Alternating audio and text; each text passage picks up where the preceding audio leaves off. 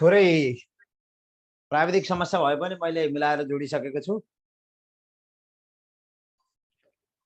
ल board clear देख्नु भएको छ साथीहरु? बोर्ड क्लियरली देख्नु भएको छ? शिक्षक सेवा आयोगको काम कर्तव्य र अधिकार भित्र कुन पर्दैन? शिक्षकको सेवा सुविधा सम्बन्धी विषयमा मन्त्रालयलाई सुझाव दिने, शिक्षक छनौट सिफारिस र नियुक्ति गर्ने, शिक्षक नियुक्ति तथा बढुवाका लागि लिइने परीक्षाको पाठ्यक्रम निर्धारण गर्ने, उजुरी परेको अवस्था बाहेक नतिजा प्रकाशन भएको 1 वर्षपछि परीक्षा सम्बन्धी काम कागजात धुल्याउने। ल शिक्षक सेवा आयोगको काम कर्तव्य र अधिकार भित्र कुन पर्दैन? ल यो प्रासको शिक्षक नियुक्तिसँग सम्बन्धित छ है। शिक्षक नियुक्तिसँग सम्बन्धित शिक्षक सेवा आयोगको काम कर्तव्य र अधिकार भित्र कुन पर्दैन? शिक्षकको सेवा र सुविधा सम्बन्धी मन्त्रालयलाई सुझाव दिने। यो ठीक छ, यो ठीक छ, यो सही काम हो। शिक्षक छनौट सिफारिस र नियुक्ति गर्ने, शिक्षकको छनौट गर्छ, शिक्षकको सिफारिस गर्छ, तर शिक्षकको नियुक्ति गर्दैन। शिक्षकको नियुक्ति गर्दैन, यो गलत छ। ल हेर यो क्वेशन गलत छ। र शिक्षक सेवा आयोगको काम कर्तव्य र अधिकार भित्र शिक्षक छनौट सिफारिस, तर शिक्षकको नियुक्ति कसले गर्छ? शिक्षकको नियुक्ति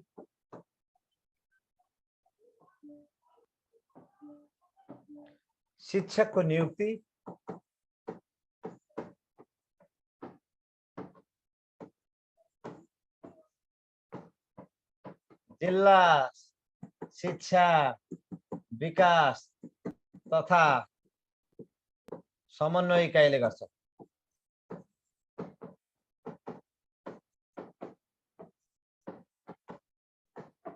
ल अब यो शिक्षक नियुक्ति तथा बढुवाका लागि परीक्षाको पाठ्यक्रम निर्धारण गर्ने काम शिक्षक सेवा आयोगको, यो पनि ठीक छ।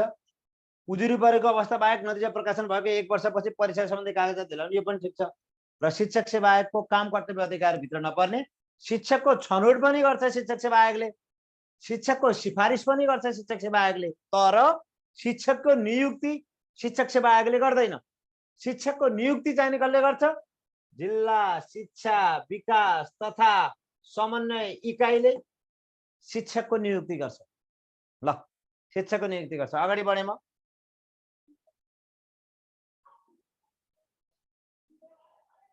तल्लो र माथिल्लो कक्षाको विषयसँग रहेको सम्बन्धलाई कस्तो सम्बन्ध भनिन्छ?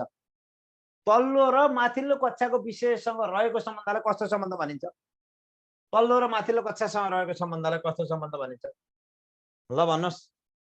तल्लो र माथिल्लो कक्षाको विषयसँग रहेको सम्बन्धलाई कस्तो सम्बन्ध भनिन्छ? समतलीय संगठन, लम्बीय संगठन, क्षितिजीय संगठन। यो क्षितिजीय है, यो क्षितिजीय संगठन, क्षितिजीय संगठन, तुलनात्मक संगठन। ल भन्नुस्। तल्लो र माथिल्लो कक्षाको विषयसँग रहेको सम्बन्धलाई कस्तो सम्बन्ध भनिन्छ? समतलीय संगठन, लम्बीय संगठन, क्षितिजीय संगठन, तुलनात्मक संगठन। ल भन्नुस्। तल्लो र माथिल्लो कक्षाको विषयसँग रहेको सम्बन्धलाई कस्तो सम्बन्ध भनिन्छ? तल्लो र माथिल्लो कक्षा कक्षा 1, कक्षा 1, कक्षा 2, कक्षा 3, कक्षा 4 को मानव नेपाली विषयको तलबाट माथिसम्मको हो। तलबाट माथिसम्मको यो अन्तर सम्बन्ध कायम गर्नलाई के भनिन्छ? ल भन्नुस् त। ल भन्नुस्।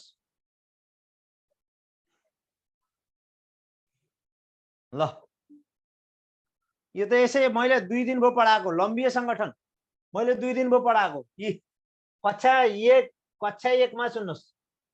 तपाईं लम्बीय र क्षितिजीय संगठनमा तपाईहरु जान्नुस्। लम्बीय र क्षितिजीय संगठनमा, लम्बीय र क्षितिजीय संगठनमा यो लम्बीय संगठनमा के हुन्छ? लम्बीय संगठनमा के हुन्छ हेर्नुस्। लम्बीय संगठनमा के हुन्छ भने लम्बीय संगठनमा कक्षा 1, कक्षा 2, कक्षा 3 यसरी नै। अब यो विषयको कक्षा 3 को के विषय मानम हो अंग्रेजी विषयको के गर्ने यसरी अन्तर सम्बन्ध देखाउँदै लाने यसरी अन्तर सम्बन्ध देखाउँदै लाने यसलाई लम्बिय संगठन भन्छ। तर एउटै कक्षा कतिमा कक्षा 3 मा सामाजिक कक्षा 3 मा वातावरण कक्षा 3 मा स्वास्थ्य कक्षा 3 मा शारीरिक विज्ञान आदिका विषयमा अन्तर सम्बन्धित गरेर पढाउने। आदिका विषयमा के गरेर अन्तर सम्बन्धित पढायो भने यो के भयो क्षितिजीय संगठन भयो। क्षितिजीय संगठन भयो।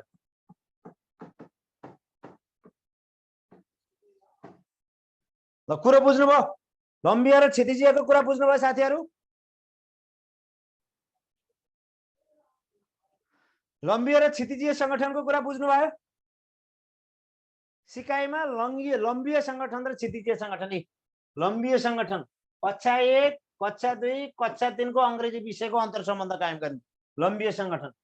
क्षितिजीय संगठन भनेको कक्षा 3 को विज्ञान सामाजिक वातावरण स्वास्थ्य शारीरिक आदिलाई अन्तर सम्बन्धित गरेर पढाउने।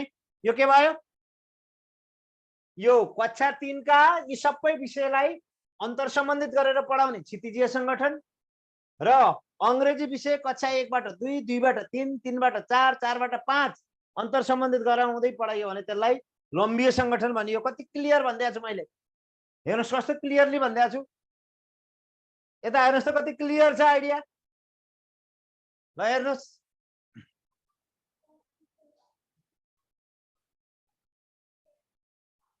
ल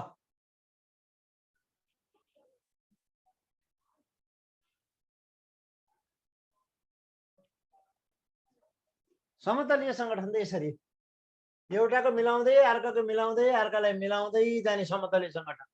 यो गणित विज्ञान सामाजिक यसरी मिलाउँदै लिएर जाने हो।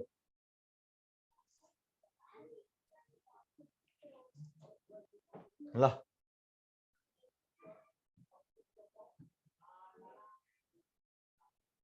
राष्ट्रिय पाठ्यक्रम प्रारूप 2076 अनुसार माध्यमिक शिक्षा 9-12 का कतिवटा यो सक्षमता भन्नै पर्दैन जानिसक्नु भएको छ। यो सक्षमता त मैले भन्दै भने 9-12 का सक्षमता कतिवटा छन् 9-12 का सक्षमता माध्यमिकका 15 वटा छन्। राष्ट्रिय उद्देश्य 12 वटा छन्। त्यो त हेरिसक्नु भएको छ मैले भन्नै पर्ने विषयवस्तु हैन। ल स्थानीय पाठ्यक्रम निर्माणका चरणमा नपर्ने तलका मध्ये कुन हो। स्थानीय पाठ्यक्रम निर्माणका चरणमा नपर्ने तलका मध्ये कुन हो। आवश्यकताको पहिचान उद्देश्य निर्धारण उद्देश्यको सामान्यकरण शैक्षिक सामग्री। ल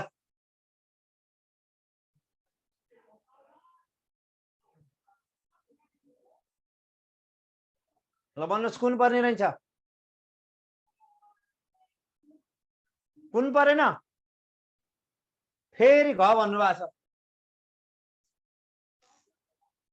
यो बिगार्नु रहेछ तपाईहरुले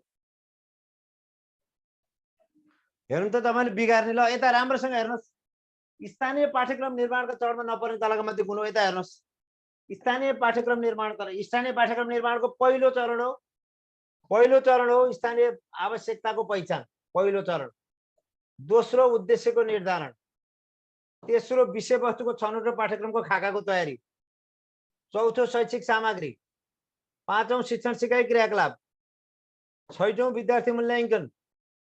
सातौं समय निर्धारण। भनेपछि स्थानीय पाठ्यक्रम निर्माणका चरणहरू 7 वटा छन् भनेर हिजो पढाएको मैले।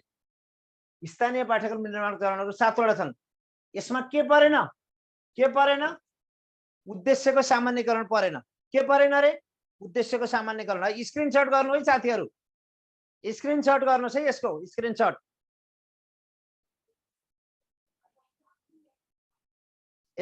गर्नुस् है। ल नतिजा विश्लेषण गर्दा 4 5 6 3 2 1 2 1 रहेको छ भने उपयुक्त मध्य कुन हो? मध्य कुन हो? 4 5 4 5 6 3 2 1 2 1 रहेको छ भने उपयुक्त मध्य कुन होला भन्नुस्?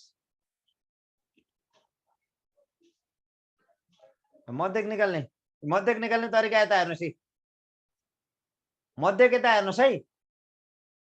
1 2 3 4 5 6 7 8 8 जना विद्यार्थी भएर 8 तल राखियो अनि तिनीहरुको अंकको जोड कति छ? 4 5 6 3 2 1 2 1 1 गरेर 24 भयो। 24 पनि कति छ? 8 छ भने कति भयो यसको मध्यक? 3 भयो। कुरा बुझ्नुभयो? मध्यक निकाल्ने तरिका, मध्यक निकाल्ने तरिका थाहा पाउनुभयो?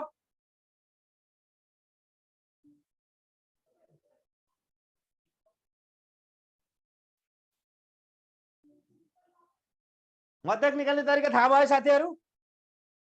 कतिवटा अंक छन्?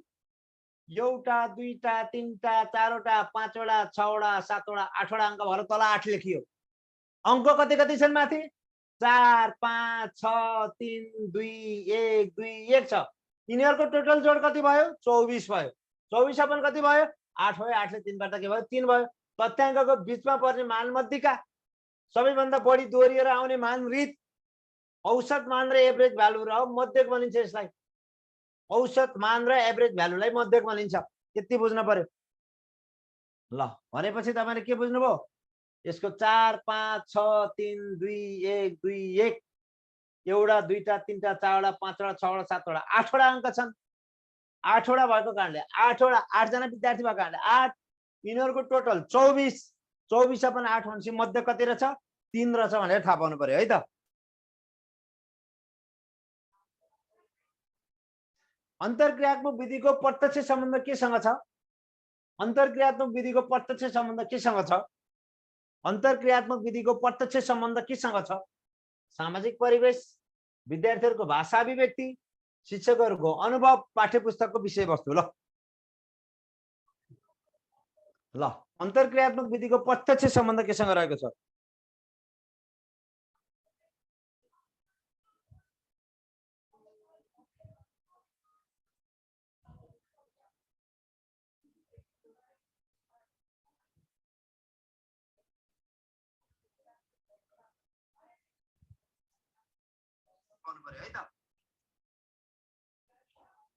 ल भन्नुस् अन्तरक्रियात्मक विधिको प्रत्यक्ष सम्बन्ध केसँग रहेको छ? ल साथीहरु, सामाजिक परिवेश, विद्यार्थीहरुको भाषा अभिव्यक्ति, शिक्षकहरुको अनुभव, पाठ्यपुस्तकको विषयवस्तु। ल एकदम सही उत्तर भन्नुभएको छ। विद्यार्थीहरुको भाषा अभिव्यक्ति नै अन्तरक्रियात्मक विधिको प्रत्यक्ष सम्बन्ध रहेको छ। विद्यार्थीहरुले अभिव्यक्ति गर्ने भाषा त्यो नै केसँग सम्बन्धित छ? अन्तरक्रियात्मक विधिसँग प्रत्यक्ष सम्बन्धित छ। धेरै साथीहरुले मिलाउनु भएको छ। धन्यवाद व्यक्त गर्न चाहन्छु म।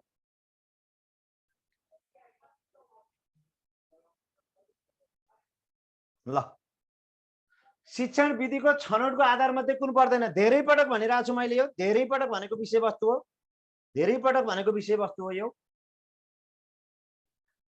ल शिक्षण विधि छनौटको आधार मध्ये कुन पर्दैन? पाठको प्रकृति, पाठको उद्देश्य, मूल्याङ्कनको साधन, विद्यार्थीको पूर्व ज्ञान र क्षमता। ल धेरै पटक भनेको प्रश्न हो यो।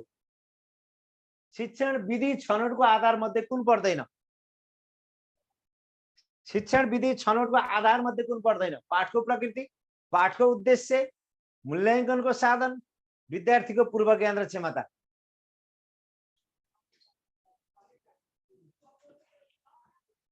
भन्नुस् शिक्षण विधि छनौटको आधार मध्ये कुन पर्दैन?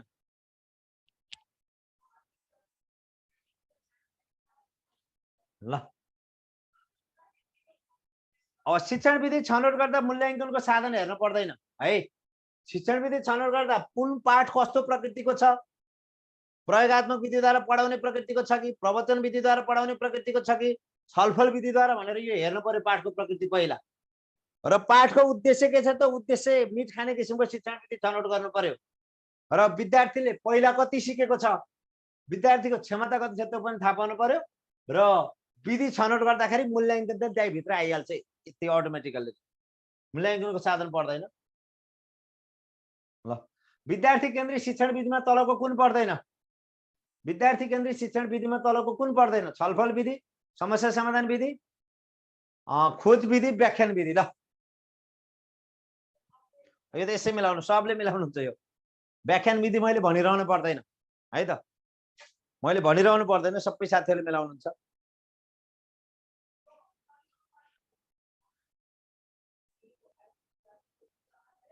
तिमी ज्ञानी छौ, साँच्चीकै ज्ञानी छौ हो?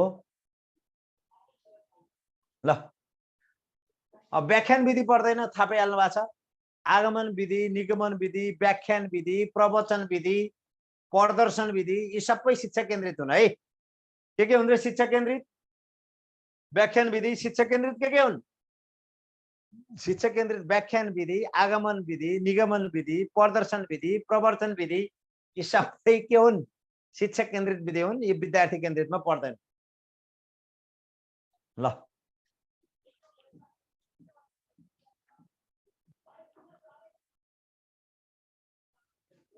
ल है त, एकदम महत्त्वपूर्ण क्वेशन। पाठ्यक्रम शिक्षण सिकाइ क्रियाकलापको निर्देशिका हो भने पाठ्यपुस्तक के हो? ल पाठ्यक्रम शिक्षण सिकाइ क्रियाकलापको निर्देशिका हो भने पाठ्यपुस्तक के हो? पाठ्यक्रमको पूरक सामग्री, पाठ्यक्रमको विशिष्ट रूप, पाठ्यक्रमको सहयोगी, पाठ्यक्रमको आधारमा तयार गरिएको अध्ययन सामग्री। ल पाठ्यक्रम शिक्षण सिकाइ क्रियाकलापको निर्देशिका हो भने पाठ्यपुस्तक के हो? खतरा क्वेशन आयो है साथीहरू, एकदमै महत्त्वपूर्ण क्वेशन।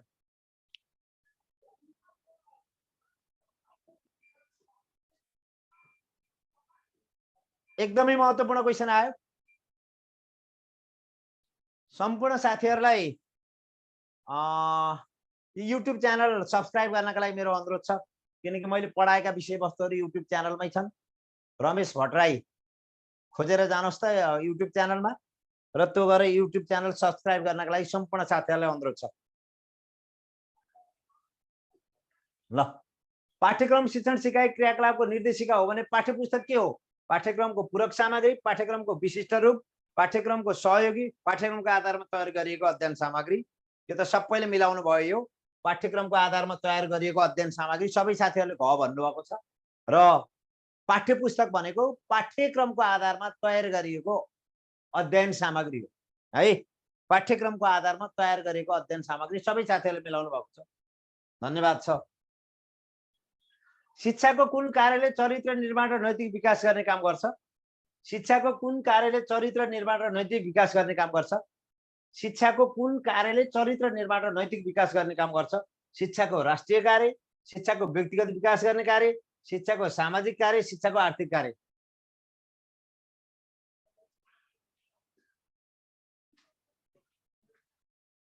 शिक्षाको कुन कार्यले चरित्र निर्माण र नैतिक विकास गर्ने काम गर्छ?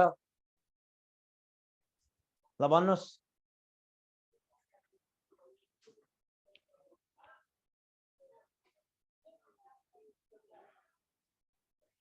सम्पूर्ण फेसबुक लाइभमा जोडिने साथीहरूलाई पनि मेरो हार्दिक नमस्कार छ। फेसबुकमा जोडिने साथीहरू, यो प्रासालाई पनि काम लाग्ने र शिक्षक सेवा दुईटैलाई काम लाग्ने तरिकाले गरेछु। यो सिद्धिएपछि प्रासालाई मैले तपाईँलाई ठ्याक्कै यो निजामती ऐन र निजामती नियमावलीको बारेमा केही भन्दैछु आज। र शिक्षाको कुन कार्यले चरित्र निर्माण र नैतिक विकास गर्ने काम गर्छ? शिक्षाको राष्ट्रिय कार्य, शिक्षाको व्यक्तिगत विकास गर्ने कार्य, शिक्षाको सामाजिक कार्य, शिक्षाको आर्थिक कार्य। ल चरित्र निर्माण र नैतिक विकास सामाजिक कार्यले गर्छ है। सामाजिक कार्यले समाजमा चरित्रको निर्माण गर्नु पर्यो। ल वार्षिक रूपमा राष्ट्रिय स्तरमा शैक्षिक तथ्याङ्क सङ्कलन गरी प्रतिवेदन तयार गर्ने काम कसले गर्छ? वार्षिक रूपमा राष्ट्रिय स्तरमा शैक्षिक तथ्याङ्क सङ्कलन गरी प्रतिवेदन तयार गर्ने काम कसले गर्छ? पाठ्यक्रम विकास केन्द्रले, शिक्षा तथा मानव स्रोत विकास केन्द्रले, शैक्षिक विकास निर्देशनालयले, शिक्षा विकास तथा समन्वय इकाइले। कति सजिलो हेर्नु त, एकदमै सजिलो। मैले इक्जाममा पनि आएको क्वेसन हो, शिक्षक सेवा आयोगको अध्यापन अनुमति पत्र सम्बन्धी एकदमै महत्त्वपूर्ण क्वेसन छ। सम्पूर्ण 700 जना फेसबुक लाइभमा आउने साथीहरूलाई पनि मेरो हार्दिक नमस्कार छ। र सम्पूर्ण साथीहरूलाई मैले के पनि भन्छु भने, यो युनियन एजुकेसनको पेजहरू सेयर गर्ने साथीहरूलाई मैले युनियन कोसेलीमा र बुकमा पुरै रेगुलर सेयर गर्नलाई 100% छुट हुन्छ, अकल झुकल गर्नलाई 50% छुट हुन्छ। मैले धेरै पटक भनिसकेको छु। युनियन एजुकेसनको पोस्टहरू सेयर गर्ने, युनियन एजुकेसनको एडहरू सेयर गर्ने साथीहरूलाई अकल झुकल सेयर गर्नलाई 50%, रेगुलर सेयर गर्नलाई युनियन एजुकेसनबाट निक्लिने किताब र कोसेली दुईटैमा 100% छुट हुन्छ रेगुलर सेयर गर्नलाई। ल, वार्षिक रूपमा राष्ट्रिय स्तरमा शैक्षिक तथ्याङ्क सङ्कलन गरी प्रतिवेदन तयार गर्ने काम कसले गर्छ र खुसीको खबर के छ भने आज शिक्षक सेवा आयोगको माध्यमिक तहको नेपालीको, गणितको, अङ्ग्रेजीको रिजल्ट भएको छ। 70% भन्दा बढी साथीहरू हाम्रोबाट निकाल्नु भएको छ नाम। आज हामीले टेली गरेर भरे 12 बजेसम्ममा हाम्रोमा पढेर नाम निकाल्ने साथीहरूको युनियन आइडी र नाम समेत हामी सार्वजनिक गर्दैछौँ है। र हुन त माध्यमिक तहका क्लास युनियनमा मात्रै चलेका थिए, अन्त चलेका थिएनन्। स्वतः रूपमा युनियनमा पढ्ने धेरै पास हुने भयो, स्वाभाविकै हो। तर युनियनले आज विद्यार्थी धेरै पास गरेकोमा हामी गर्व गर्छौँ।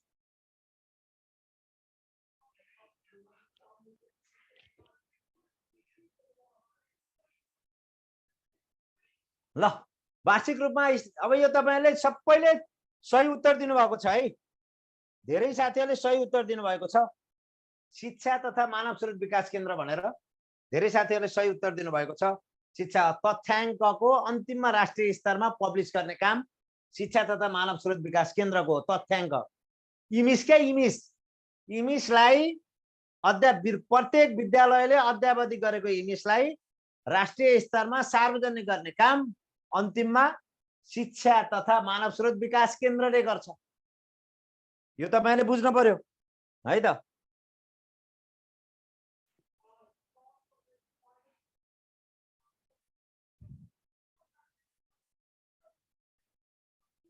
अगाडि बढ्छु म। शैक्षिक तथ्याङ्क सङ्कलन गर्ने स्थानीय स्तरमा आधिकारिक निकाय तलका मध्ये कुन हो?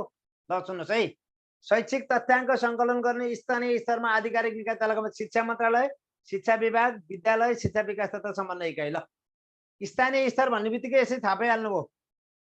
स्थानीय स्तरमा त विद्यालय भइहाल्छ हो। शैक्षिक तथ्याङ्क राष्ट्रिय स्तरमा हो, मानव स्रोत विकास केन्द्र हो भने स्थानीय स्तरमा विद्यालय हो। यसै बुझिहाल्नुहुन्छ, त्यो कसले जाने छैन, सबैले जानिन्छ है। नेपालमा अवलम्बन गरिएका प्रमुख शिक्षा नीतिहरू मध्ये पहिलो कुन हो? अनौपचारिक शिक्षा नीति, खुला तथा दूर शिक्षा नीति, उच्च शिक्षा नीति, विशेष शिक्षा नीति। ल, एकदम महत्त्वपूर्ण क्वेसन, एकदमै महत्त्वपूर्ण क्वेसन हो यो। नेपालमा अवलम्बन गरिएका प्रमुख शिक्षा नीतिहरू मध्ये पहिलो कुन हो? ल, नेपालमा अवलम्बन गरिएका प्रमुख शिक्षा नीतिहरू मध्ये पहिलो कुन हो?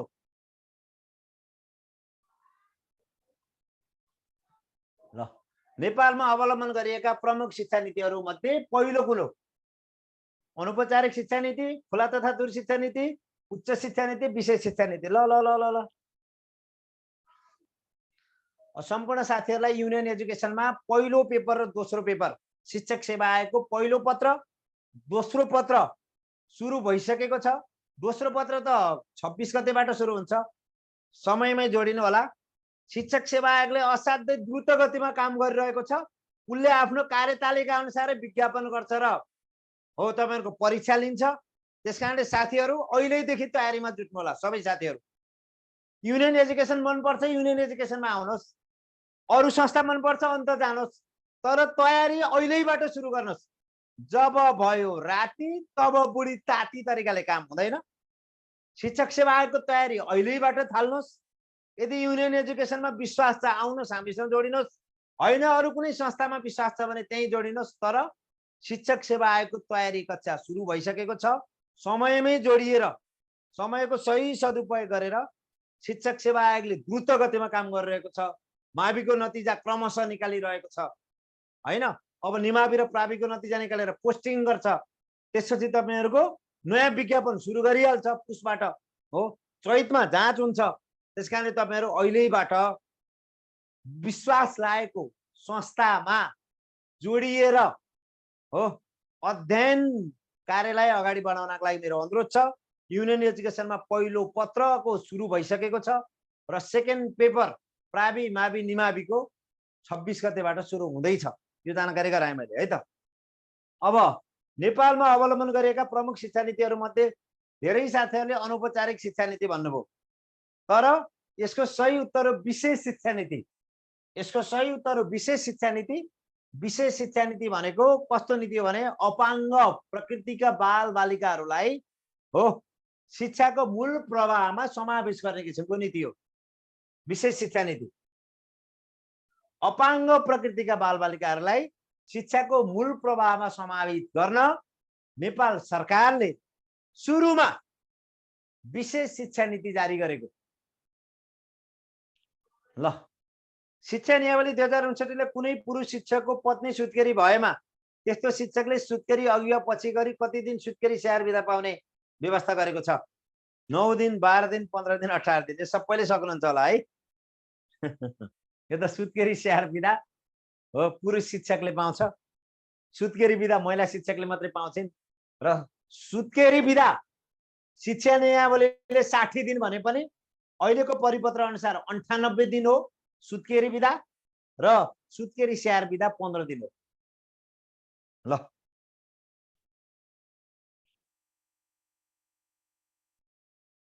शिक्षकहरूको कार्यक्षमताको मूल्याङ्कनका आधारमा हुने बढुवामा नोकरीको ज्येष्ठता बापत कति अङ्क पाउने प्रावधान छ? नोकरीको ज्येष्ठता बापत ल शिक्षकहरूको कार्यक्षमताको मूल्याङ्कनका आधारमा हुने बढुवामा नोकरीको ज्येष्ठता बापत 35 अङ्क प्राप्त गर्ने प्रावधान छ। 35 अङ्क प्राप्त प्रदान गर्ने प्रावधान छ। 35 अङ्कमा भने स्थायी सेवा अवधि गरेको भए प्रत्येक वर्ष कतिका दरले? प्रत्येक वर्ष 2.5 का दरले। अनि अस्थायी सेवा गरेको भए प्रत्येक वर्ष हो 1.25 का दरले र बढीमा कति अङ्क? बढीमा 35 अङ्क। तर बढीमा 35 अङ्क आएन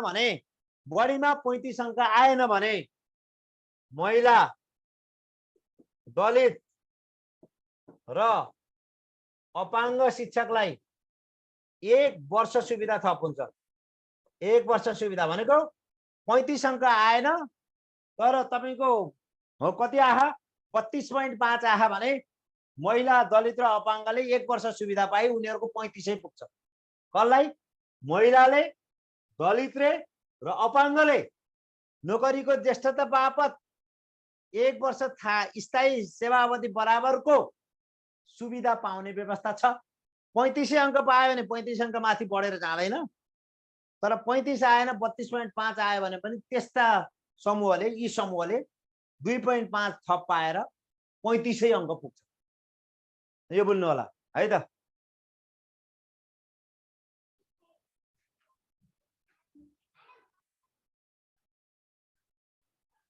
शिक्षक तालिमको मुख्य उद्देश्य के हो? शिक्षकको योग्यताको अभिवृद्धि गर्ने, शिक्षकको शिक्षण सम्बन्धी ज्ञान विकास गर्ने, शिक्षण सम्बन्धी सिप विकास गर्ने, शिक्षण सम्बन्धी अध्ययन गर्ने।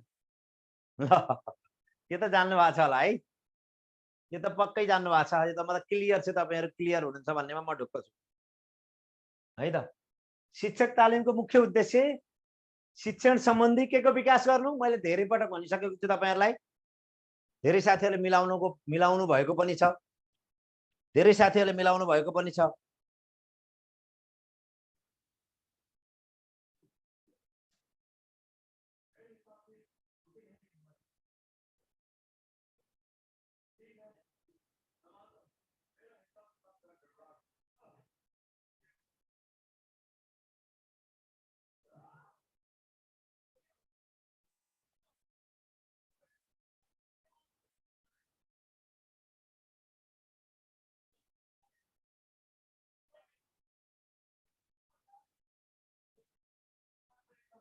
ल शिक्षक तालिमको मुख्य उद्देश्य के हो? शिक्षकको योग्यताको अभिवृद्धि गर्ने, शिक्षण सम्बन्धी ज्ञानको विकास गर्ने, शिक्षण सम्बन्धी सिपको विकास गर्ने, शिक्षण सम्बन्धी अध्ययन गर्ने। ल धेरै जसो साथीहरुले जान्नुभयो शिक्षण सम्बन्धी सिपको विकास गर्ने भनेर। तालिमले सिपको विकास गर्छ है। तालिमले सिपको विकास गर्छ, यो तपाईहरुले बुझ्नुभयो। शिक्षकहरूको निवृत्ति भरण, उपदान, औषधि उपचार खर्च आदिको व्यवस्था गर्ने निकाय कुन हो? शिक्षकहरूको निवृत्ति भरण, उपदान, औषधि उपचार खर्च आदिको व्यवस्था गर्ने निकाय कुन हो? शिक्षा मन्त्रालय, शिक्षा विकास निर्देशनालय, राष्ट्रिय शिक्षा किताबखाना, शिक्षा विकास तथा समन्वय इकाइ।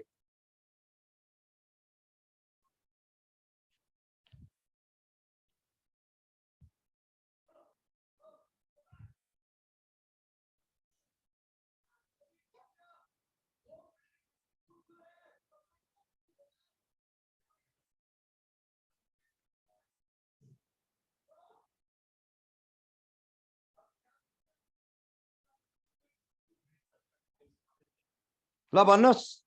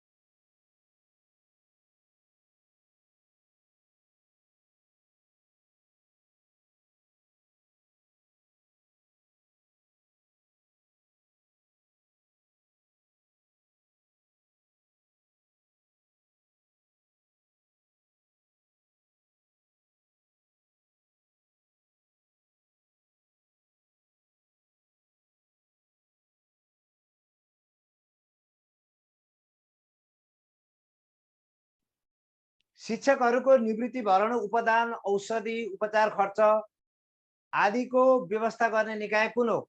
शिक्षा मन्त्रालय, शिक्षा विकास निर्देशनालय, राष्ट्रिय शिक्षा किताबखाना, शिक्षा विकास तथा समन्वय इकाइ।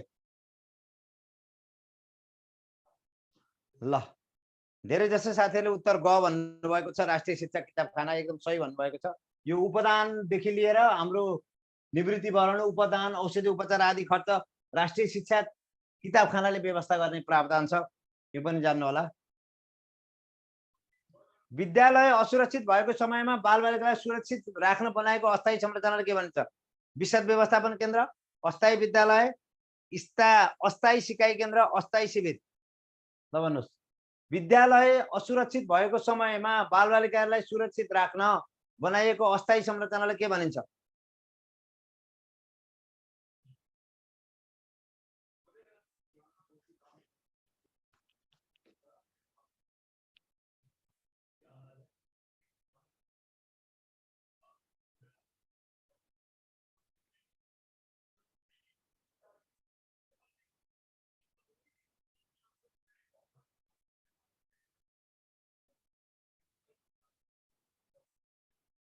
ल भन्नुहोस्।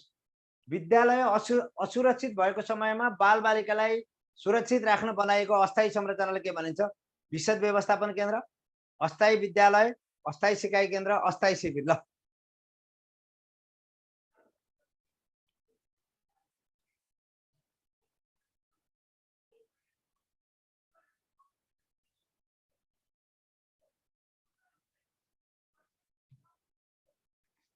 ल भन्नुहोस्।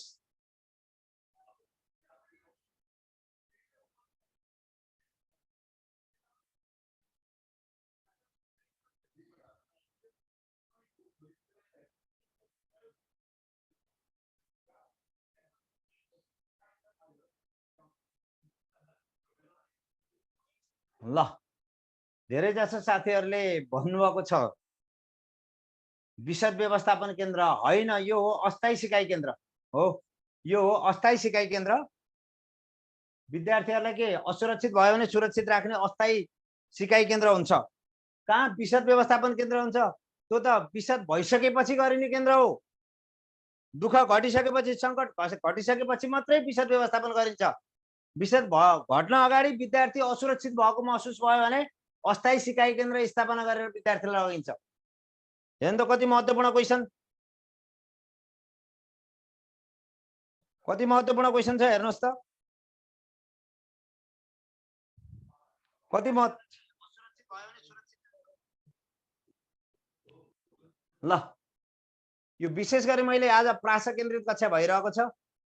एकजना साथीले यहाँ के ओदा भन्ने साथीले प्रासको क्लास इफेक्टिभ भएन भन्नुभएको छ, तर होइन, प्रासको क्लास रेगुलर त पदम सरले लिइरहनु भएको छ त। प्रासको क्लास पदम सरले, जहाँ कि देशैभरिको हाई प्रोफाइलको टिचरले रेगुलरली क्लास लिइरहनु भएको छ त। रेगुलर क्लास लिइरहनु भएको छ पदम सरले। कति समय भयो? 2 महिना जति भयो रेगुलर क्लास लिइरहनु भएको छ पदम सरले। ल 2 महिना जति भयो पदम सरले रेगुलर कक्षा लिइरहनु भएको छ। त्यहाँभन्दा बढी के खोज्नु भएको मैले बुझाएन है त। प्रासको क्लास पदमराज आचार्य सरले 2 महिनादेखि नियमित लिइदिरहनु भएको छ। अनि त्योभन्दा बढी के खोज्नु भएको मैले कुरो बुझिन। त्यहाँभन्दा बढी खोज्नु भएको के हो? ल विद्यालय देशैभरिको हाई प्रोफाइल टिचर, शिक्षाको नम्बर 1 टिचर पदमराज आचार्य सरले प्रासको क्लास विगत 2 महिनादेखि नियमित लिइरहनु भएको छ। यहाँभन्दा बढी के खोज्नु भएको?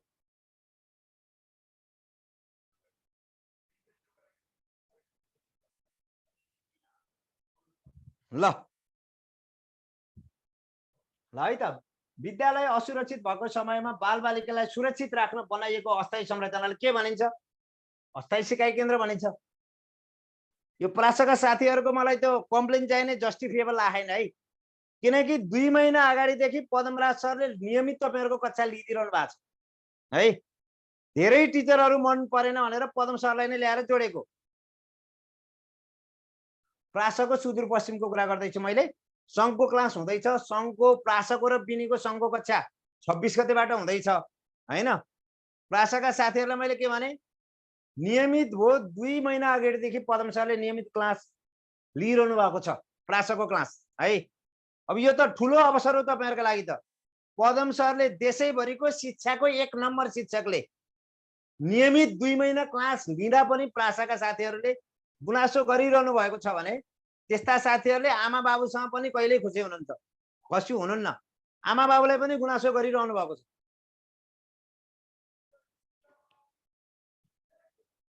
ल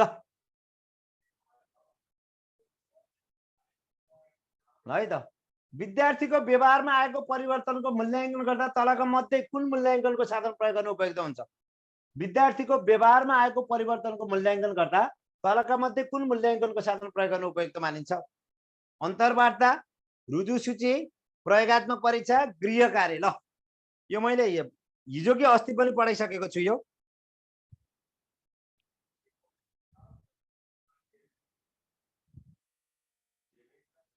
ल मैले त तपाईलाई धेरै कुरा भनेन। देशैभरिको हाई प्रोफाइलको टिचर, शिक्षाको 1 नम्बर शिक्षक पदमराज आचार्य 1 नम्बर हो। उहाँले नियमित रूपमा प्रासको क्लास पढाइरहनु भएको छ भने साथीहरूले गुनासो गर्ने ठाउँ छैन के। ल विद्यार्थीको व्यवहारमा आएको परिवर्तनको मूल्याङ्कन गर्दा तलका मध्ये कुन मूल्याङ्कनको साधन प्रयोग गर्न उपयुक्त हुन्छ? अन्तर्वार्ता, रुजुसूची, रुजु है यो, रुजुसूची, प्रयोगात्मक परीक्षा, गृह कार्य। अब मैले रुजुसूचीलाई केन्द्रित गरेपछि त साथीहरूले बुझिहाल्नुभयो। रुजुसूचीलाई केन्द्रित गरिरहेको छु मैले, बुझिहाल्नुभयो।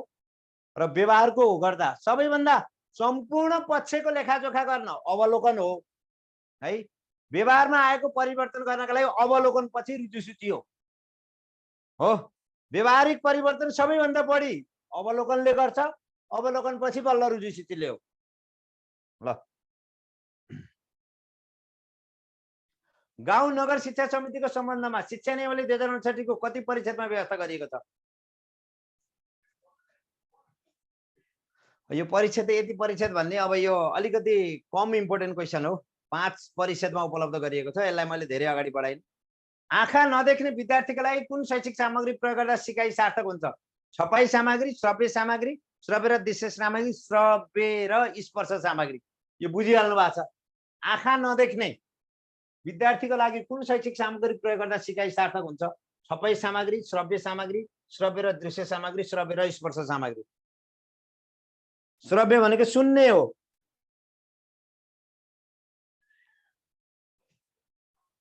ल आँखा नदेख्ने विद्यार्थीको लागि कुन शैक्षिक सामग्री प्रयोग गर्दा सिकाइ सार्थक हुन्छ? छपाई सामग्री, श्रव्य सामग्री, श्रव्य र दृश्य सामग्री, श्रव्य र स्पर्श सामग्री। ल भन्नुहोस्। यो श्रव्य सुन्ने स्पर्श छुने हो, यी दुईटा सामग्री बुझिहाल्नु भएको छ तपाईहरुले। श्रव्य र स्पर्श सामग्री। शिक्षक तालिमको मुख्य उद्देश्य के हो यो भइसक्यो, अगाडि आइसक्यो है, यो अगाडि आइसक्यो। नेपालको संविधानको अनुसूची 9 मा कुन तहको अधिकारको सूची समावेश छ? ल, नेपालको संविधानको अनुसूची 9 मा कुन तहको अधिकारको सूची समावेश छ? यो त जानिहाल्नु भएको छ। अनुसूची 9 मा के कसको छ? संघको। अनुसूची 9 मा संघको, प्रदेशको, स्थानीय तहको छ। अब यसमा यो पनि तीनटा अधिकार, शिक्षा सम्बन्धी तीनटा अधिकार छ। शिक्षा हो, यो पनि शिक्षा, खेलकुद र के सम्बन्धी? पत्र पत्रिका सम्बन्धी छ भनेर थाहा छ तपाईहरुलाई। यो अनुसूची 9 मा, अनुसूची 9 मा के छ रे? यो 9 अनुसूचीमा के सम्बन्धी व्यवस्था छ?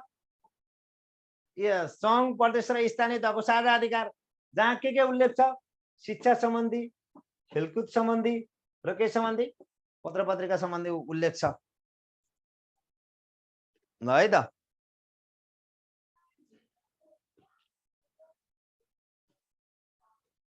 ल,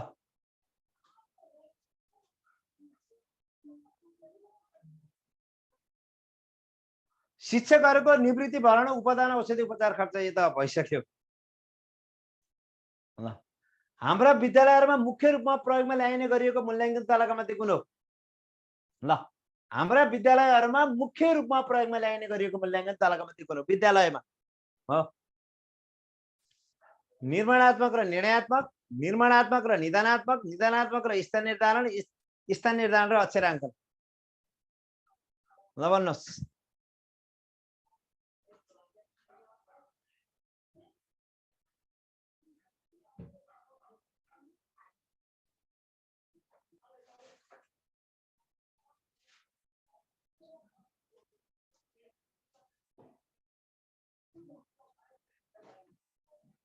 ल भन्नुहोस्। हाम्रा विद्यालयमा मुख्य रूपमा प्रयोगमा ल्याइने गरिएको मूल्याङ्कन तलका मध्ये कुन हो? अब यो त थाहा पाइहाल्नु भएको छ। निर्माणात्मक र निर्णयात्मक मूल्याङ्कन बढी ल्याइन्छ।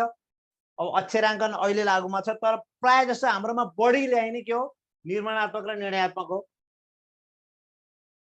दिगो विकास शिक्षा लक्ष्यका लागि 2030 एजेन्डाले सबै तहमा कस्तो शिक्षा प्रदान गर्नेछ?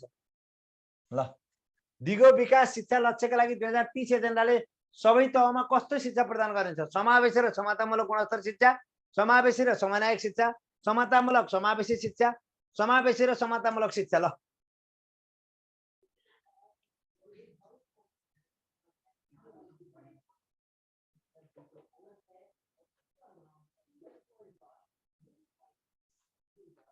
ल भन्नुहोस्। ल भन्नुहोस्।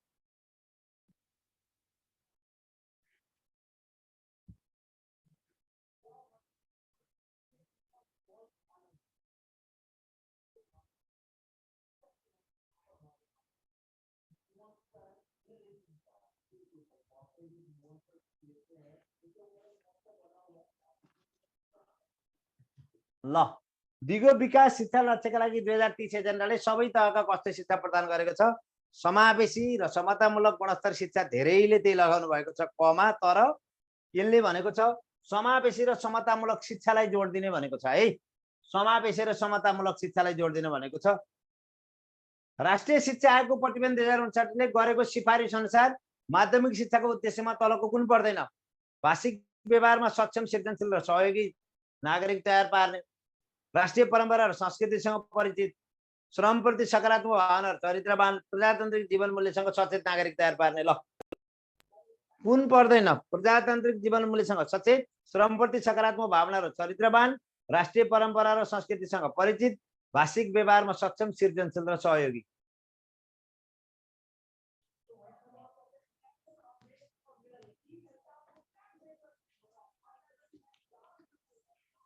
ल, यसको सही उत्तर हो श्रमप्रति सकारात्मक भावना र चरित्रवान विकास गर्ने भन्ने 49 को लक्ष्यमा छैन। राष्ट्रिय शिक्षा आयोग प्रतिवेदन 2050 कुन बजेटको कति प्रतिशत शिक्षा? कुल बजेटको है, यो कुन होइन, कुल बजेटको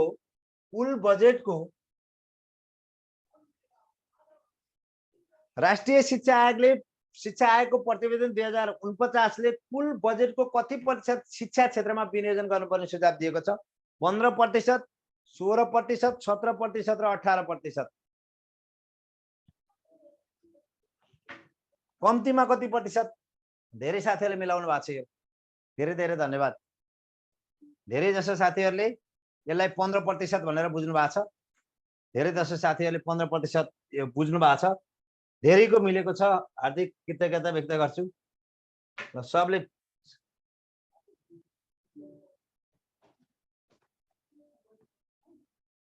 ल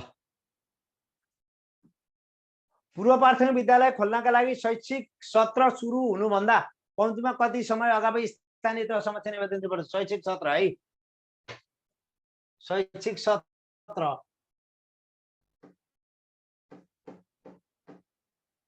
पूर्व प्राथमिक विद्यालय खोल्नका लागि शैक्षिक सत्र सुरु हुनुभन्दा कम्तीमा कति समय अगावै स्थानीय तह समक्ष निवेदन दिनुपर्छ? पूर्व प्राथमिक खोल्नका लागि, पूर्व प्राथमिक विद्यालय खोल्नका लागि शैक्षिक सत्र सुरु हुनुभन्दा हो कति महिना अगावै? कहाँ 1 महिना? गलत गर्नुभयो। 3 महिना पनि होइन। पूर्व प्राथमिकका लागि 2 महिना। यो पूर्व प्राथमिकका लागि कति महिना? पूर्व प्राथमिकका लागि शैक्षिक सत्र सुरु हुनभन्दा कति? 2 महिना अगावै। तर केका लागि? प्रावि, मावि, निमाविका लागि कति महिना अगावै? निमाविका लागि कति महिना अगावै? 3 महिना अगावै निवेदन दिनुपर्छ। 3 महिना अगावै। प्रावि, मावि, निमाविलाई 3 महिना अगावै, पूर्व प्राथमिकका लागि 2 महिना अगावै।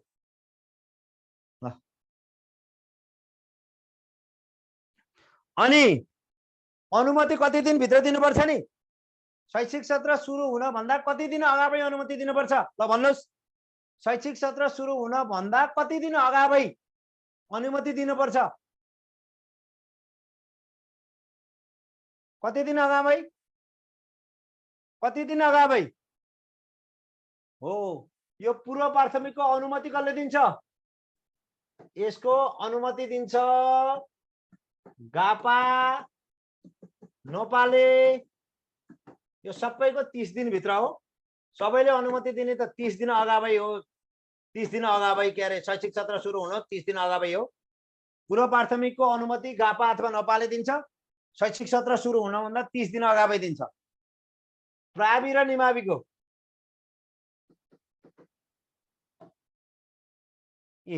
प्रावि र निमाविको निमाविको कसले दिन्छ? हो, जिल्ला शिक्षा विकास तथा समन्वय इकाइले दिन्छ। यसको नि 30 दिन अगावै हो। तर माविको कसले दिन्छ? क्षेत्रीय निर्देशनालयले। क्षेत्रीय निर्देशनालयले अनुमति है। प्रावि र निमाविको अनुमति कसले दिने? अनुमति कसले दिने? जिल्ला शिक्षा विकास तथा समन्वय इकाइले। माविको अनुमति कसले दिने? माविको अनुमति कसले दिने? क्षेत्रीय निर्देशनालयले। माविको अनुमति क्षेत्रीय निर्देशनालयले दिने। कति दिन अगावै? यी सबैले 30 दिन अगावै। यी सबैले कति दिन अगावै? 30 दिन अगावै दिनुपर्ने।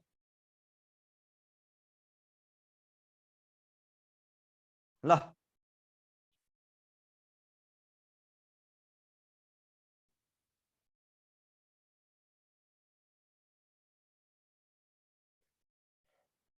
ल अगाडि बढेँ है त म।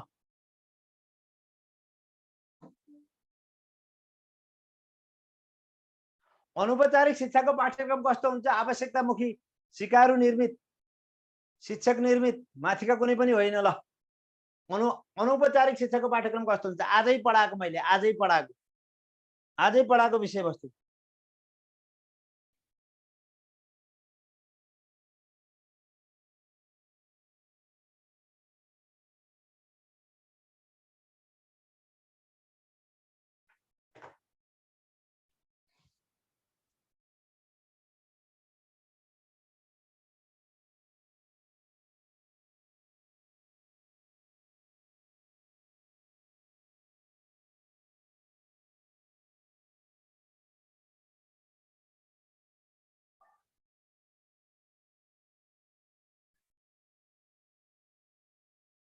ल अनौपचारिक शिक्षाको पाठ्यक्रम कस्तो हुन्छ? आवश्यकतामुखी, सिकारू निर्मित, शिक्षक निर्मित र माथिका कुनै पनि होइन।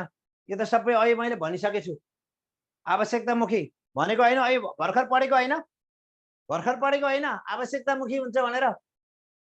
भर्खरै पढे, योभन्दा अगाडिको क्लास पढेको हो कि होइन? हो है त। ल अगाडि जाउँ। नेपालको संविधानमा उल्लेख भएको शिक्षा सम्बन्धी हक तलका मध्ये कुन होइन?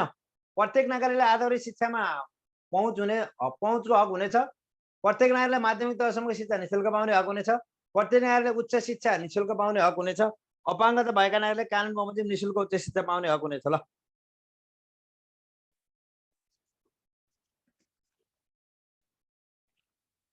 धेरै साथीहरूले प्रत्येक नागरिकले उच्च शिक्षासम्म निःशुल्क भनेको छैन, माध्यमिक शिक्षासम्म निःशुल्क भनेको छ भनेर बुझ्नुभयो। ल जोन डिबीको भनाइअनुसार शिक्षा त्रिध्रुवीय प्रक्रिया हो भने शिक्षाका ती 3 ध्रुवहरू कुन कुन हुन्? शिक्षक विद्यार्थी र पाठ्यक्रम, शिक्षक विद्यार्थी र विद्यालय, शिक्षक विद्यार्थी र समुदाय, शिक्षक विद्यार्थी र अभिभावक। ल त्रिध्रुवीय प्रक्रिया, त्रिध्रुवीय प्रक्रिया, शिक्षक विद्यार्थी र समुदाय, त्रिध्रुवीय प्रक्रिया। सहभागितात्मक सिकाइ व्यवस्थापन कसरी हुन्छ? शिक्षकले अनुशासनको पालना गराएर, अभिभावकहरूको सहयोग लिएर, निर्देशिका निर्माण गरेर, विद्यार्थीहरूलाई जिम्मेवारी बोध गराएर। सहभागितात्मक सिकाइ व्यवस्थापन कसरी गरिन्छ? शिक्षकले अनुशासनको पालना गराएर, अभिभावकहरूको सहयोग लिएर, निर्देशिका निर्माण गरेर, विद्यार्थीहरूलाई जिम्मेवारी बोध गराएर। सहभागितात्मक सिकाइ व्यवस्थापन कसरी गर्ने? विद्यार्थीहरूलाई जिम्मेवारी बोध गराएपछि सहभागितात्मक विद्यार्थीहरूलाई जिम्मेवारी बोध गराएर, विद्यार्थीलाई जिम्मेवारी बोध गराएर सहभागिता सिकाइ अपनाइन्छ भनेर बुझ्नु पर्यो। ल सहभागितात्मक सिकाइ व्यवस्थापन कसरी गरिन्छ? शिक्षकले अनुशासनले पालना गराएर, अभिभावकको सहयोग लिएर, निर्देशिका निर्माण गरेर, विद्यार्थीलाई जिम्मेवारी बोध गराएर यो भइसक्यो।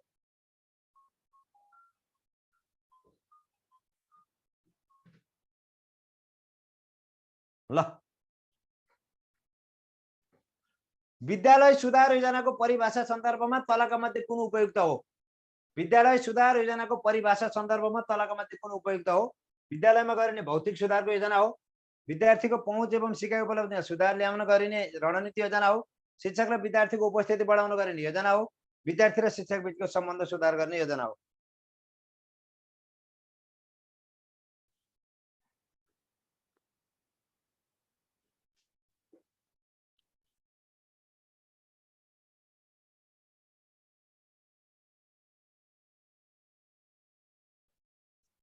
सुधार योजना विद्यार्थीको पहुँच एवं सिकाइ उपलब्धिमा सुधार ल्याउन गरिने रणनीतिक योजना हो। विद्यालय सुधार योजना विद्यार्थीको पहुँच एवं सिकाइ उपलब्धिमा सुधार ल्याउन गरिने रणनीतिक योजना हो। ल धन्यवाद छ। अब म प्रासाका लागि आज म निजामती ऐन पढाउँछु, निजामती सेवा ऐन पढाउँछु। ल है त। ल अब प्रासाका लागि, अब शिक्षक सेवा आएका साथीहरूका लागि आज बाई बाई। शिक्षक सेवा आएका साथीहरूका लागि अब नमिल्ने टपिक छ। मैले प्रासा केन्द्रित मात्रै क्लास लिँदैछु अब है त। प्रासा केन्द्रित कक्षा मात्रै लिँदैछु है त। प्रासा केन्द्रित कक्षा लिँदैछु। ल गुड नाइट। शिक्षक सेवा आएका साथीहरूलाई गुड नाइट। र प्रासाका साथीहरू एकजना के ओझा भन्ने साथी हुनुहुन्थ्यो त्यहाँ, उहाँ पुरै डिससेटिस्फाइड हुनुहुन्छ, किन हो मैले बुझेको छैन। तर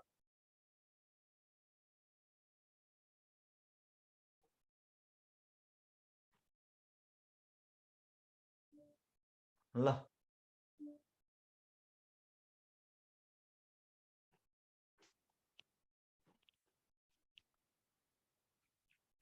है प्रासा केन्द्रित क्लास हुन्छ। अब प्रासाका साथीहरू बस्नु होला। प्रासाका साथीहरू बस्नु होला है त। प्रासा केन्द्रित कक्षा हुन्छ अब।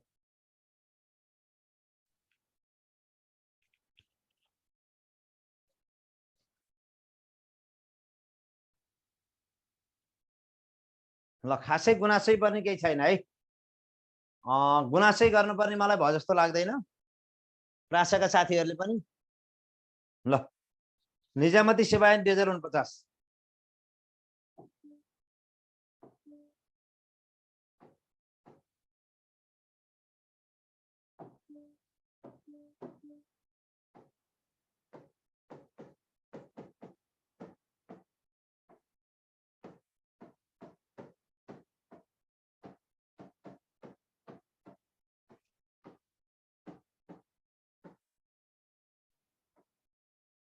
ल निजामती सेवा ऐन 2049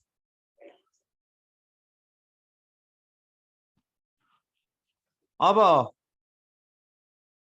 यहाँबाट एउटा क्वेसन आउने हो निजामती सेवा ऐन र नियमावलीबाट। अब यसको लाल मोहर र प्रकाशन मिति 50/2/24 हो।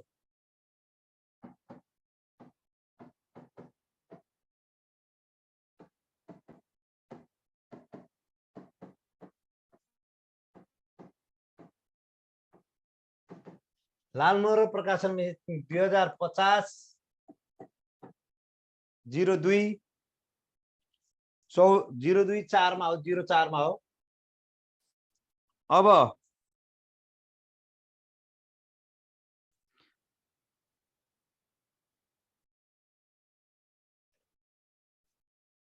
निजामती सेवा ऐन 2055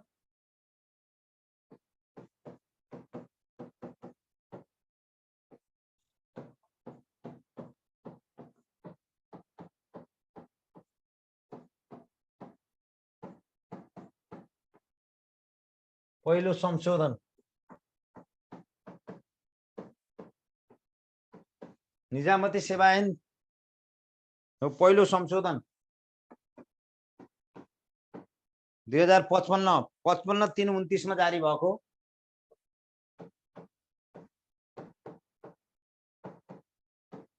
मा जारी भएको यो बुझ्नु होला। और डेटका क्वेसन आउँदैनन् तर पनि महत्त्वपूर्ण डेट लेख्दैछु है मैले। डेटका क्वेसन त एक्जाममा आउँदैनन् हेर्नुस्।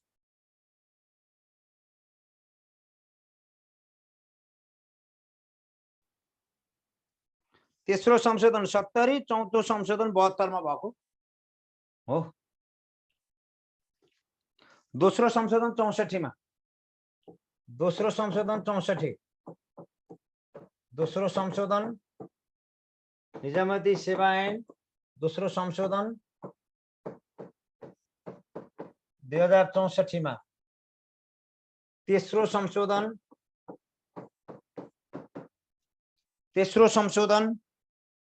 2070, चौथो संशोधन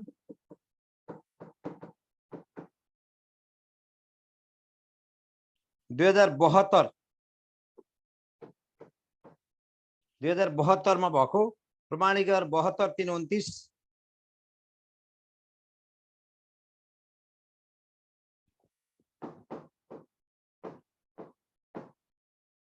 तीन 29 72/3/29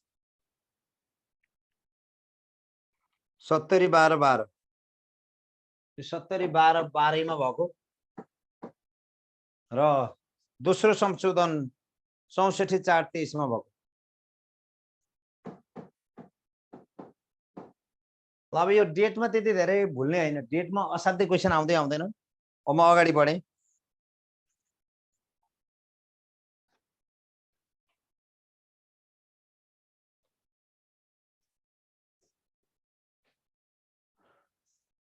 यसलाई स्क्रिनशट गर्नु होला है, लेख्न भन्दा पनि स्क्रिनशट गर्नु होला। डेट त्यति धेरै इम्पोर्टेन्ट छैन तर पढ्नै पर्ने भएको कारणले मैले भनिदिएँ। एकजना ओजा मिस हुनुहुन्थ्यो, असाध्यै मिठो कमेन्ट गर्नुभएको थियो बाहिर।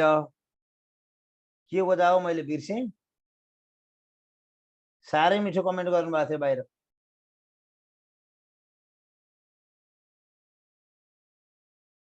ल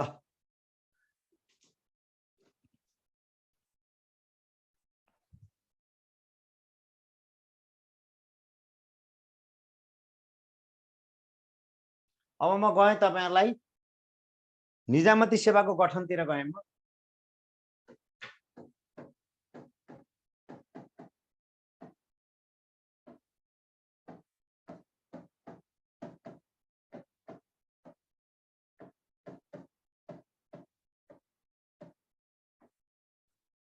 ल निजामती सेवाको गठनतिर गएँ।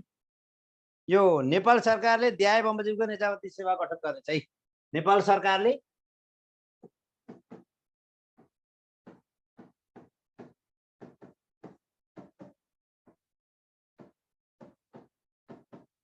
द्याय बमोजिमको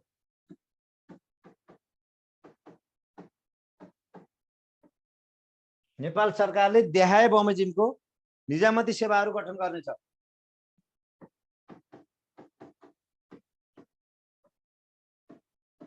दसवटा निजामती सेवा गठन गर्नेछ। कतिवटा सेवा गठन गर्नेछ? 10वटा।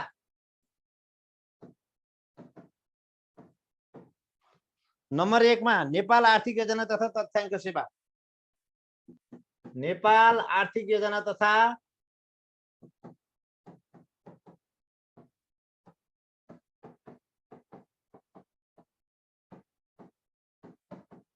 तथ्याङ्क सेवा।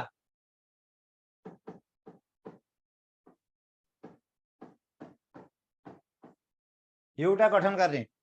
अर्को नेपाल इन्जिनियरिङ सेवा।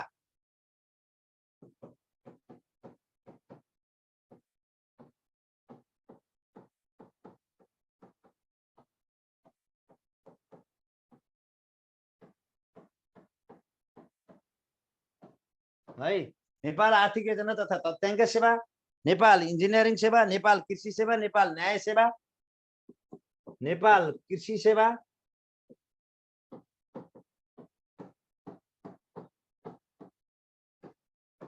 नेपाल न्याय सेवा,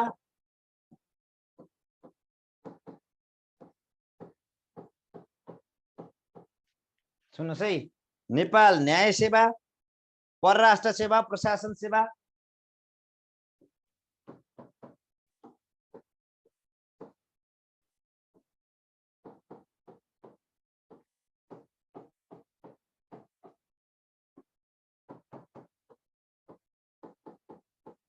नेपाल प्रशासन सेवा, नेपाल लेखा परीक्षण सेवा,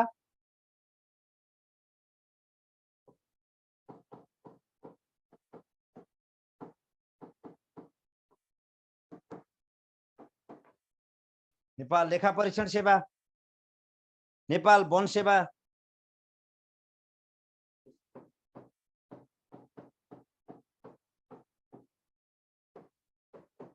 नेपाल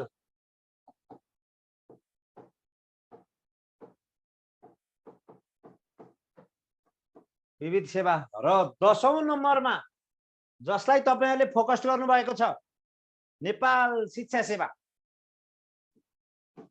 तपाईहरुले जुनलाई आधारित गर्नु भएको छ नेपाल शिक्षा सेवा। र यसरी नेपाल सरकारले निजामतीका 10 सेवा गठन गरेको छ। कतिवटा सेवा? 10वटा सेवा, जस अन्तर्गत बिनी र प्रासको तयारी तपाईहरु के अन्तर्गत गर्नुभएको छ? नेपाल शिक्षा सेवा अन्तर्गत गर्नुभएको छ।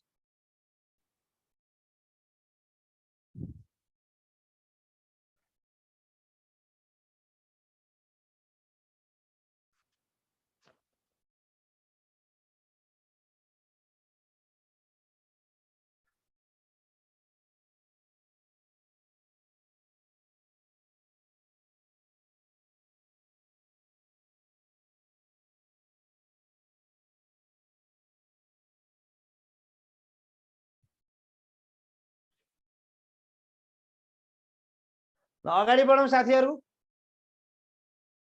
अगाडि बढौं।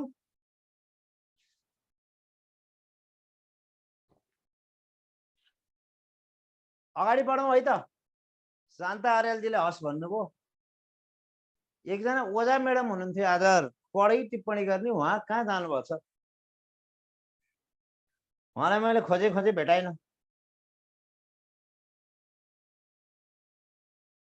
टीएससी त यो सेवा हैन, टीएससी त छुट्टै निजामती सेवा अन्तर्गत परेन। टीएससी त शिक्षक सेवातिर पर्यो, शिक्षक सेवा आयोगतिर। लोक सेवा आयोगतिर परेन, शिक्षक सेवा आयोगतिर पर्यो साथीहरु टीएससी त है।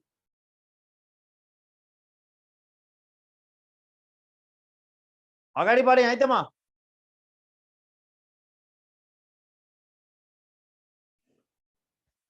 हैन, पदम सरको कक्षा बिहान नियमित भएको छैन र साथीहरु। पदम सरको कक्षा दोस्सै दिन पर्ने त भयो जस्तो लाग्दैन युनियनलाई। अनि पदम सरको कक्षा रेगुलर भएको छ। देशभरिको नम्बर 1 शिक्षाको टिचर 200 दिन पनि छ र 100 मा 100 घोटाउने र पिलाउने त कहाँ हुन्छ र? अलिअलि त आफूले सोधखोज पनि गर्न सक्नुपर्छ। नाम निकाल्ने भनेको त आफू पनि थोरै क्रियाशील हुने हो। आफूले पनि खोज्ने, अनुसन्धान गर्ने हो। 100 मा 100 टिचर डिपेन्डेन्ट भएर नाम निकाल्छु भनेर नि हुन्छ? धेरै थोरै त आफूले नि खोज्न पर्यो नि। कम्पिटिसनको जाँच हो, एकदमै कम्पिटिसनको जाँच हो। सरले घोटाइदिन्छ, सरले पिलाएर मात्रै मैले नाम निकाल्छु भन्ने होइन। सरले बाटो देखाइदिन्छ, सरले देखाएको बाटो अनुसार मैले पनि मेहनत गर्छु, सोध्छु, खोज्छु, अन्तबाट खोजेर ल्याउँछु विषयवस्तु, सङ्गठित गर्छु एन्सर र म निकाल्छु भन्ने हो। सरले घोटाइदिन्छ र सरले पिलाइदिन्छ, अनि त्यही घोटाएर पिलाएको आधारमा मेरो नाम निक्लिन्छ भनेर हुँदैन। सरहरूले बाटो देखाइदिनुहुन्छ, त्यही बाटो देखाएर त्यसैलाई आधार मानेर हामीले पनि सो अध्ययन गर्छौँ अनि नाम निकाल्छौँ भन्ने हो कम्पिटिसनको जाँच। अब सरले घोटाएर पिलाएर म निकाल्छु भन्ने त सबैलाई बराबर घोटाइदिनुहुन्छ, बराबर पिलाइदिनुहुन्छ। अनि त्यो मध्ये पनि जसले सोधखोज गर्यो, जसले बढी अध्ययन गर्यो, जसले बाहिरबाट विषयवस्तुहरू सँगालेर ल्यायो त्यसैको नाम निक्लिन्छ। आखिरी कुरो त त्यही हो।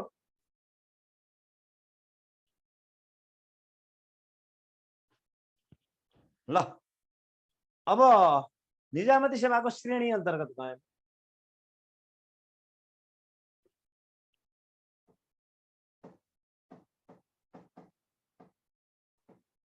श्रेणी अन्तर्गत गए एउटा राजपत्राङ्कित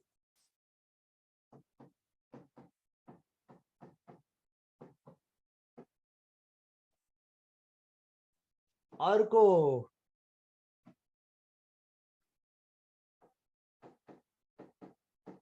राजपत्र अनङ्कित, अर्को राजपत्र अनङ्कित।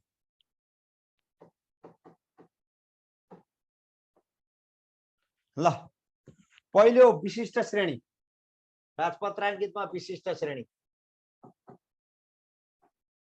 पहिलो विशिष्ट श्रेणी प्रथम, द्वितीय र तृतीय। प्रथम श्रेणी, द्वितीय श्रेणी र तृतीय श्रेणी। र राजपत्र अनङ्कितमा 5औं सम्म लगातार प्रथम, द्वितीय, तृतीय, चतुर्थ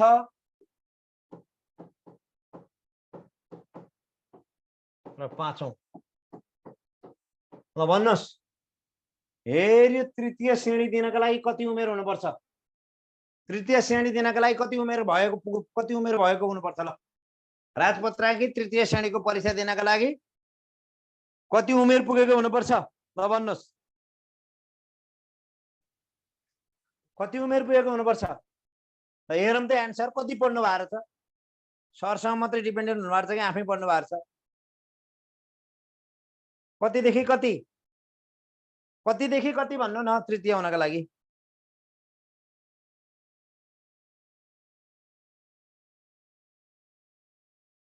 हो यो 21 वर्षदेखि कति वर्षसम्म?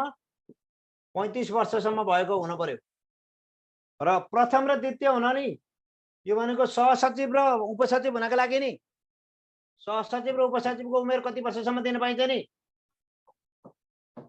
खुल्ला रूपमा सहसचिव र उपसचिवको भन्नुहोस् कति वर्षसम्म पाइन्छ? कति वर्षसम्म खुल्ला परीक्षा दिन पाइन्छ? ल भन्नुहोस्। यो त मैले काठमाडौँको बागबजार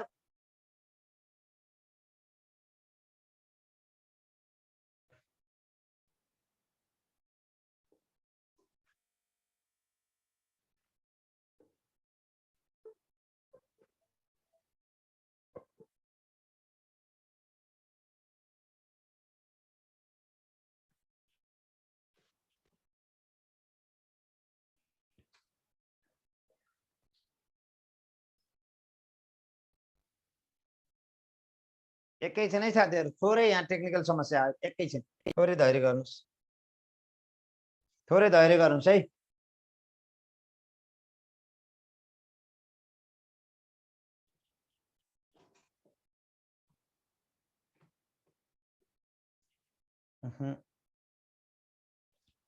एकैछिनै साथीहरु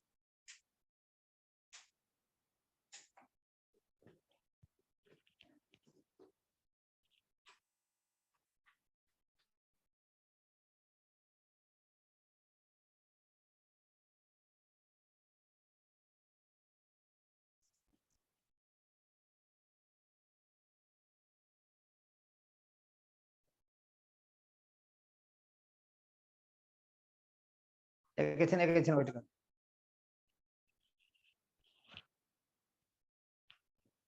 थोरै टेक्निकल समस्या है थोरै यहाँ इलेक्ट्रिसिटी सर्टको प्रब्लम आयो राखेँ है त मैले थोरै इलेक्ट्रिसिटी सर्टको प्रब्लम आयो है यहाँ अलि रिक्स भयो मैले राखेँ बाई बाई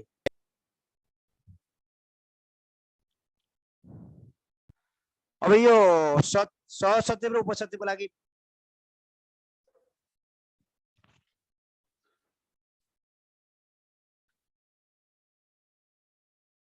एकैछिन है साथीहरु एकैछिन म यहाँ हेर्दैछु यहाँ थोरै इलेक्ट्रिसिटी सर्टको कुरा आयो क्या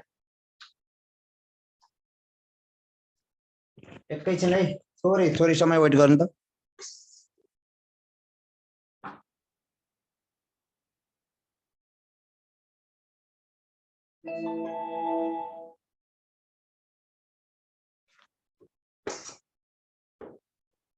ठिक छ ल ठिक छ धैर्य गर्नुस् ल ठिक छ इलेक्ट्रिसिटी सर्ट भयो कि जस्तो लाग्यो फेरि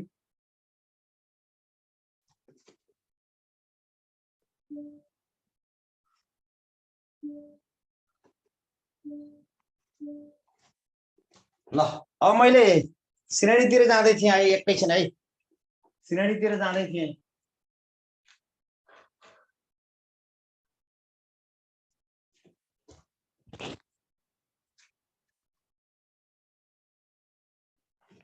एकैछिन धैर्य गर्नुस् म श्रेणीतिर जाँदै थिएँ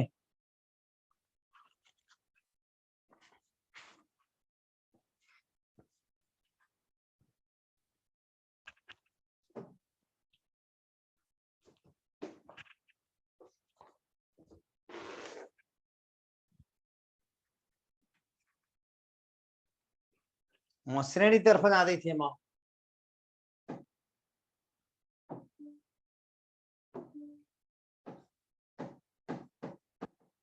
श्रेणीतर्फ जाँदै थिएँ एकैछिन है श्रेणीमा पनि म तपाईलाई गएको थिएँ राजपत्राङ्कित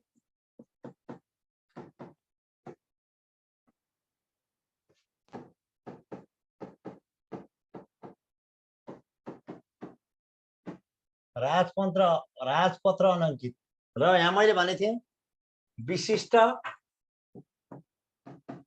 विशिष्ट श्रेणी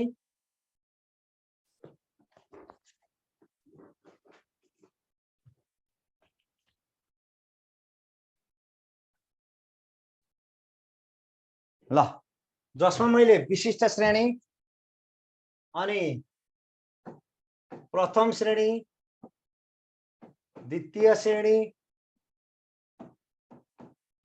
र तृतीय श्रेणी भने थिएँ तृतीय श्रेणीमा 21 वर्षदेखि 35 वर्षसम्मकोले लड्न पाउँछ भनेको थिएँ र प्रथम र द्वितीय यी सहसचिव र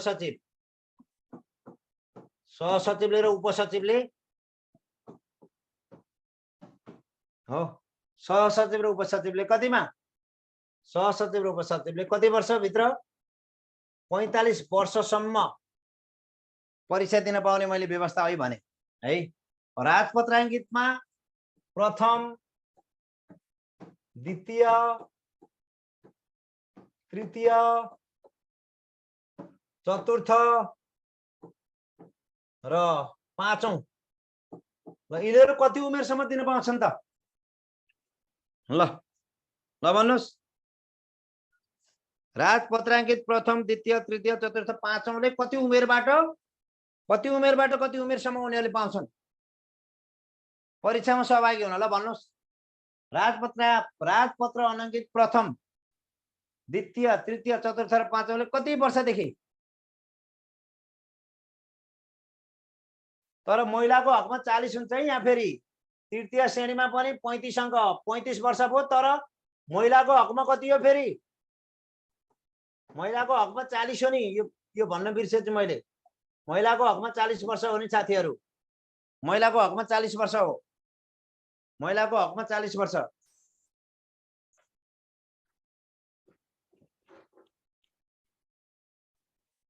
महिलाको हकमा 40 वर्ष र राजपत्र अनाङ्कित प्रथम, द्वितीय, तृतीय, चतुर्थ, पाँचौं कति हो ल भन्नुहोस् त यसको उमेर?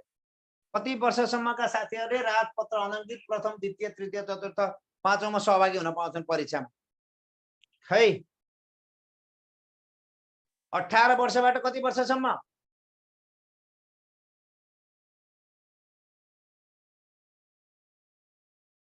खै भन्नुभएको?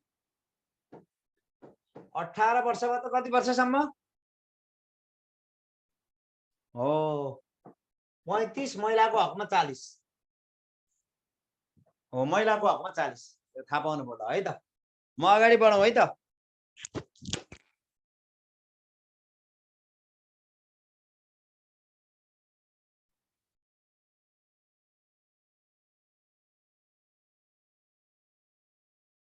ल निजामती सेवाको पदपूर्तिको बारेमा भन्छु म।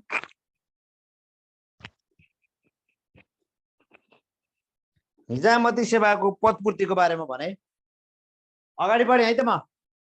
निजामती सेवाको पदपूर्तिको बारेमा मैले जानकारी गराएँ। अब अगाडि बढौँ, अगाडि बढौँ साथी हो। निदाइसक्नु भयो जस्तो छ, निदाइसक्नु भयो जस्तो छ, निदाइसक्नु भयो जस्तो छ साथीहरू। कति बज्यो?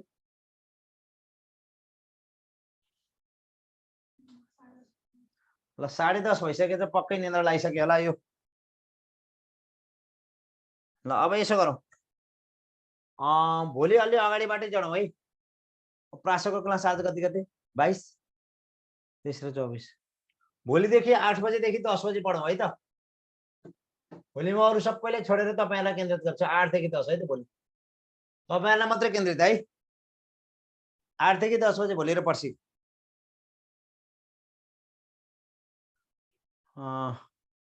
ल प्रासका साथीहरूको गुनासो के हो मलाई एकपटक सर र भन्नुहोस् त, त्यहाँ च्याट गरेर भन्नुहोस् त तपाईँहरूको गुनासै के हो? मैले त बुझ्नै सकिनँ। आज ज्यादै कठोर कमेन्ट लेख्नु भएको थियो एकजना साथीले।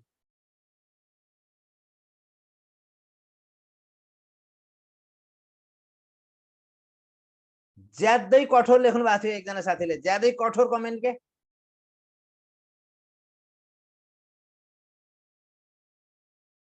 ज्यादै कठोर कमेन्ट लेख्नु भएको थियो। त्यस्तो कमेन्टै गर्नुपर्ने क्लास थियो र थिएन नि।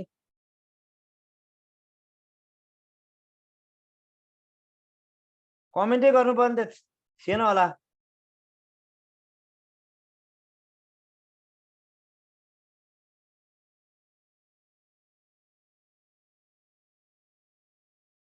ल ल अब भोलिदेखि तपाईँहरूलाई मैले 8 to 10 पढाउँछु।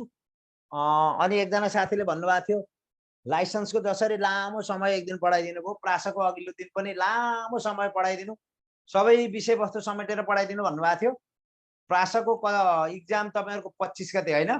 प्रासको इक्जाम 25 गते हो कि होइन? प्रासको इक्जाम 25 गते हो कि होइन? खै हो 24 र 25। म एकदम के अरे 25 गते भएपछि म 23, भोलि 23 र 24 लामो समय सबै समेटेर पढाइदिन्छु है। पहिला निजामती ऐन र नियावलीको संक्षिप्त भन्छु, त्यसपछि सबै विषयवस्तु समेटेर भोलि र पर्सि लामोसँग पढाइदिन्छु मैले। ल हुन्छ है त, आजलाई छुटेँ है, आजलाई छुटेँ।